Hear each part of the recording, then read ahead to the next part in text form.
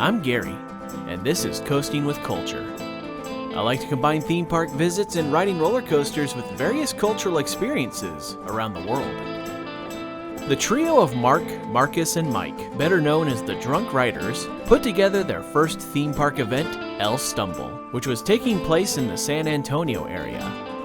This would be a chance for enthusiasts to come together and enjoy some of the area's best coasters, from parks big and small. And while the winter storm earlier in the week played a factor, we managed to make the most of it with some alternative plans.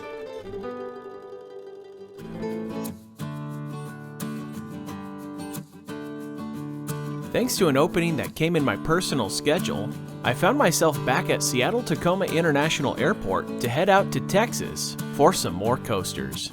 And like last month's trip, I'd be joining others, but this would be a bit different.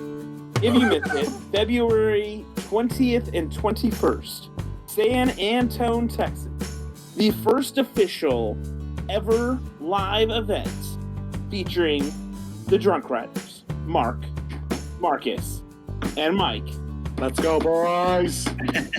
Let's We go, are going boys! to stumble our way down to San Antonio, enjoy some time at Six Flags Fiesta, Texas, and SeaWorld San Antonio, boys. So Mark, Marcus, and Mike had made this great itinerary for El Stumble. We were going to get a chance to check out some of the best parks in Texas. This is going to be an opportunity to meet some new folks. Unfortunately, things don't always go to plan. As you mentioned, the entire state, for the first time in weather history, under that winter storm warning. We also had portions in West Texas that were under a blizzard warning. We reported early this morning 7 degrees in parts of Dallas and other parts of the state. And right now we're looking at an evening that could get even colder. When the historic winter storm hit Texas, it caused some concerns about the event and whether it would still be a go or not.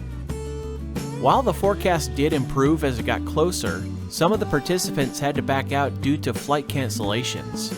And Six Flags Fiesta Texas would announce their closure for the weekend because of issues stemming from the storm.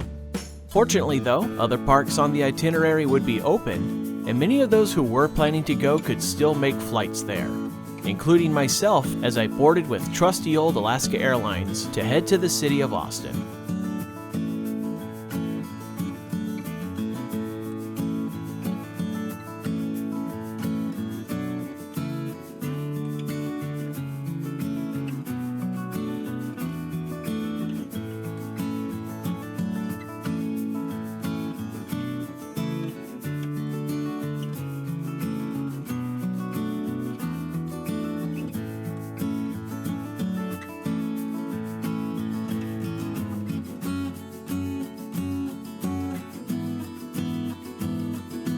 It was fascinating as we made our approach to Austin because of the amount of ground covered with snow in parts of Texas.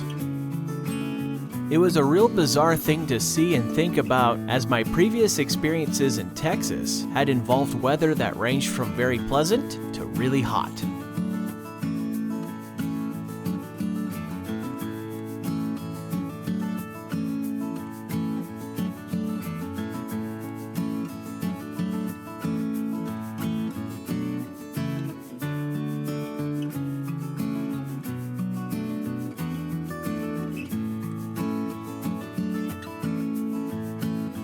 Welcome to Austin. The local time is 2:50 p.m. On behalf of the employees at Alaska Airlines, we would like to thank you for flying with us today.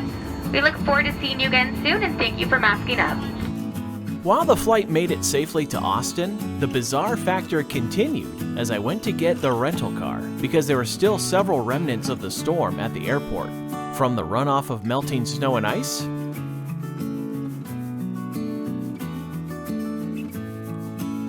to the closure of the top deck where drop-offs normally occur as they work to clear it off.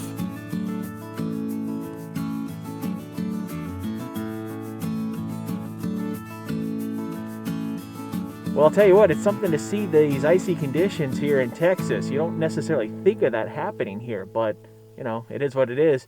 And I think we're going to make the most of it. But now that I've got my rental car, it's time to get on the road, head to Foolery's, and find some other coaster nerds.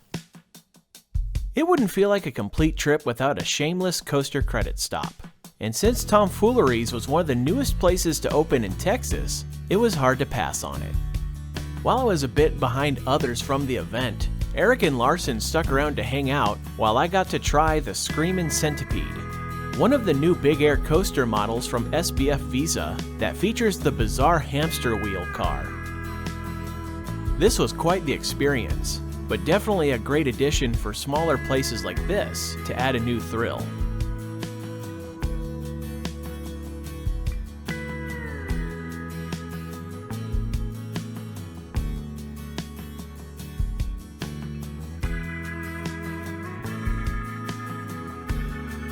There was a second coaster credit called Star Force Orbiter, a much smaller offering from the same company. They also had one of the first Nebula's rides to come from Zamperla, which visually is an incredibly fascinating ride. It's also a lot of fun with the floating airtime it gives. Its small footprint would make it a great addition for just about any park, especially smaller ones. Riding the two coasters brought me closer to a personal milestone, but I'll get to that a bit later. I made a stop at the Buc-ee's, located in New Braunfels, but found many of their coolers to be empty. Thanks to the water boil advisory in the region, this left fountain beverages unavailable, and the weather made delivery of more supplies tricky, so this was a common sight at a few different places. Luckily though, the villa where many of us gathered was well stocked thanks to Mike making a trek to False Idol Brewing back up in the Dallas area. And a nice evening with the crew was had before the park festivities really began in the morning. The first morning of the stumble was a bit brisk, but the weather was looking to only improve, and the fact that SeaWorld was open was a win in itself. So we gathered together and made our way into the park to kick things off. Although we did have a minor pause in our walk because they brought out a bald eagle to greet visitors on the way in.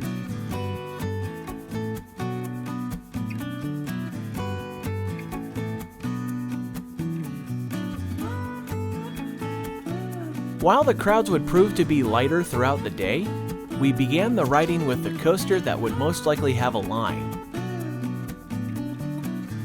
Located in the Sesame Street themed area of the park, the coaster that would be the first new credit to all who had not been here before was none other than the Shameless credit of Super Grover's Boxcar Derby. The Sierra Force Zero coaster with a more basic oval layout that's generally geared more toward the younger crowd.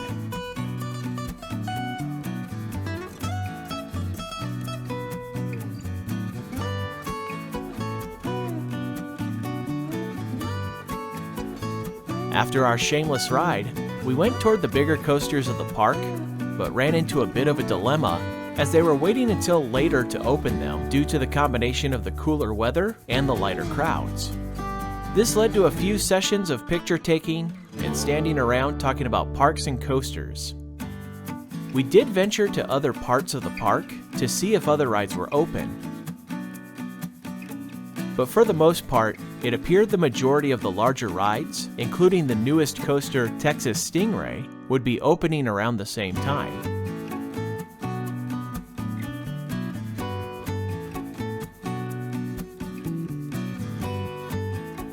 When we saw some of the rides testing, we made our way back towards Steel Eel, with a detour through the park's penguin exhibit.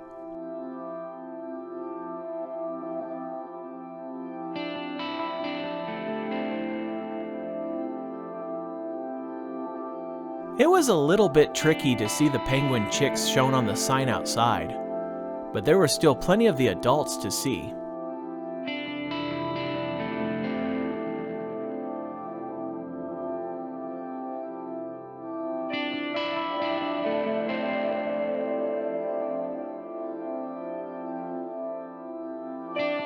After that, the larger rides were finally open, and we started with their Morgan Mini Hypercoaster, Steel Eel.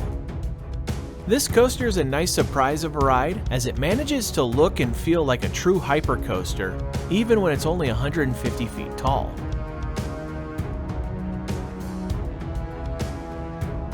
This ride has better airtime than most of its taller counterparts found at Cedar Fair parks. I'd place this one just after Phantom's Revenge at Kennywood and Superman El Último Escape at Six Flags Mexico in terms of the best coasters built by Morgan.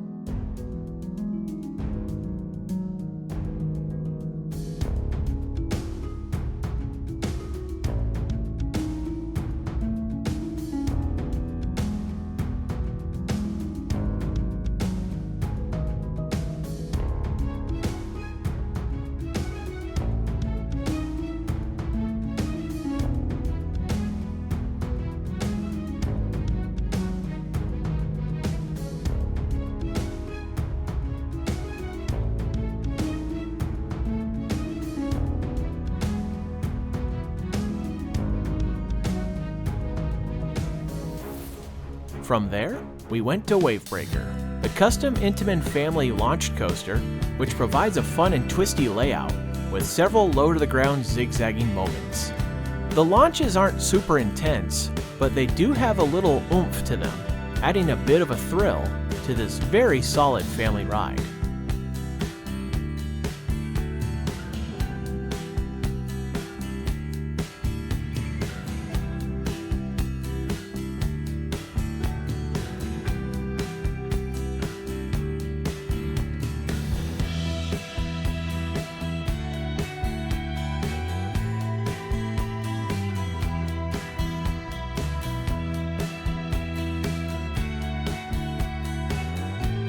From there, it was onto the park's B&M inverted Batman clone, Great White. While this layout is slightly modified from the standard version, it usually gives an intense, positive G-loaded ride like its Batman counterparts. On this day, however, it seemed to not quite have the same force as it usually does, but that could have been from the cooler weather. Overall, this is still a quality ride that's part of a solid coaster lineup.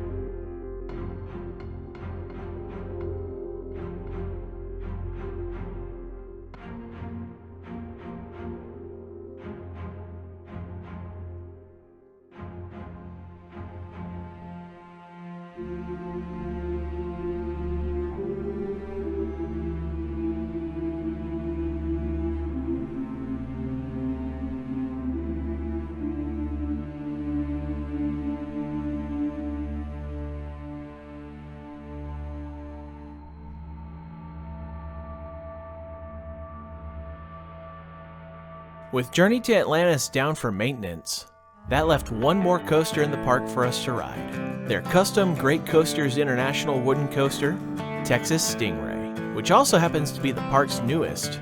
There were only footers in the ground when I last came to this park in 2019 with my friends Nicole and Wes, so it was nice to come back and try out the finished coaster, which in some respects looked like something that would have been built by Custom Coasters International in the early 2000s. Riding it, though, certainly had the familiar feel of riding other GCI creations, with its twisting sections and curved drops. This was certainly one of the better ones, as it had several nice pops of air that complemented its twisting sections.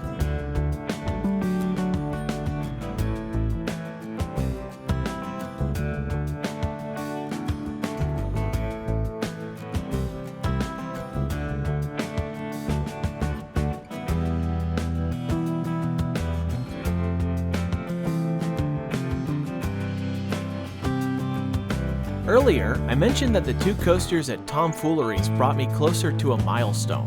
Well, since this coaster was the only one I hadn't ridden yet during previous SeaWorld visits, it became that milestone ride, as it was my 1100th coaster ridden. It took a bit longer to hit this milestone thanks to the pandemic, but I appreciate that I've been able to slowly add to the count over the past year. After getting some lunch, many of us went back around the loop of the park to hit the big coasters a couple more times. Then around 4 o'clock, it was time to head out as we had another park to hit in the evening. About an hour away in the small town of Seguin is ZDT's amusement park. One of the more fascinating small parks because of the way it repurposed several buildings and structures for the park, including a former grocery store and some old silos.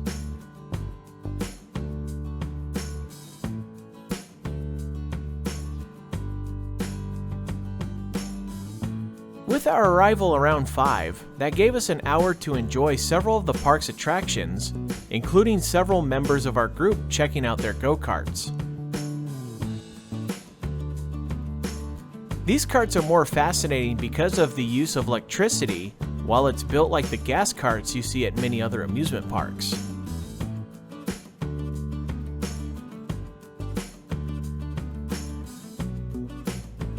The course is built running inside and out of this old warehouse, with both inclines and declines to go along with the turns.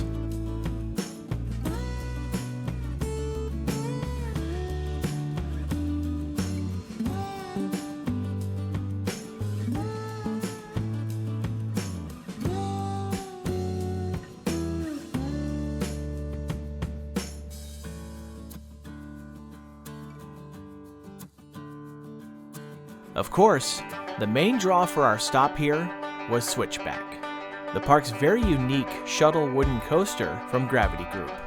What made this day even better, though, was that the guys were able to arrange an exclusive ride time session for us after the park closed. Having this awesome smaller coaster to ourselves for the evening, getting a chance to experience some nighttime rides on it for the first time.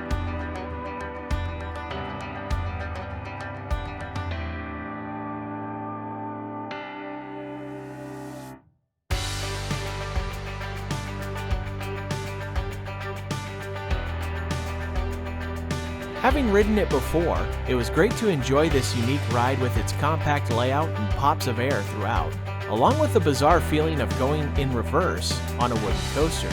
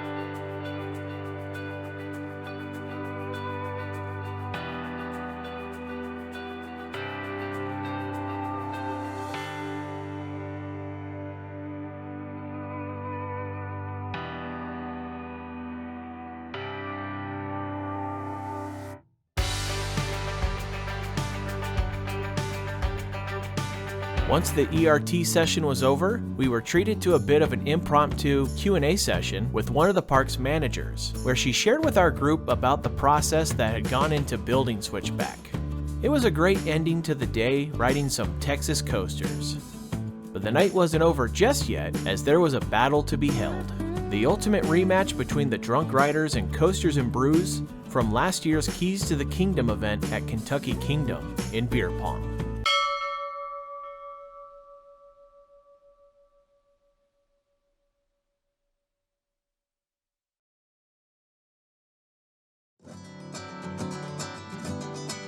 With Six Flags being closed for the weekend, that left Sunday wide open for the stumble, and ultimately, the choice was made to enjoy a little San Antonio culture, with a quick visit to the iconic Alamo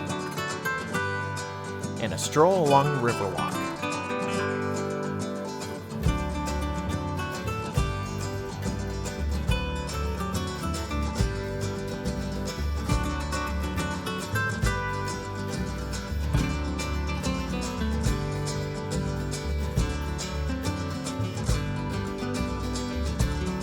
We eventually stopped to have lunch at Cafe Olay, and from there, several folks would head to the airport, others to their hotel for the night, and I continued exploring, which we'll get further into next time. For now though, A special thank you goes to Mark, Marcus, and Micah the Drunk Riders for putting together an excellent weekend event. I really enjoyed the chance to meet these guys, along with everyone else who came to ride some coasters and drink some beer. Hopefully, as things continue to improve, we'll all have the chance to cross paths again in the future. Thank you for watching this Coasting with Culture video. If you enjoyed it, please give it a thumbs up and click the subscribe button below to see future videos here on YouTube, like these ones which you may enjoy as well. Additional content can be found at coastingwithculture.com, and you can also follow Coasting with Culture on Facebook, Instagram, and Twitter for announcements, previews, and updates. Thanks again for watching, and until next time, take care and safe travels.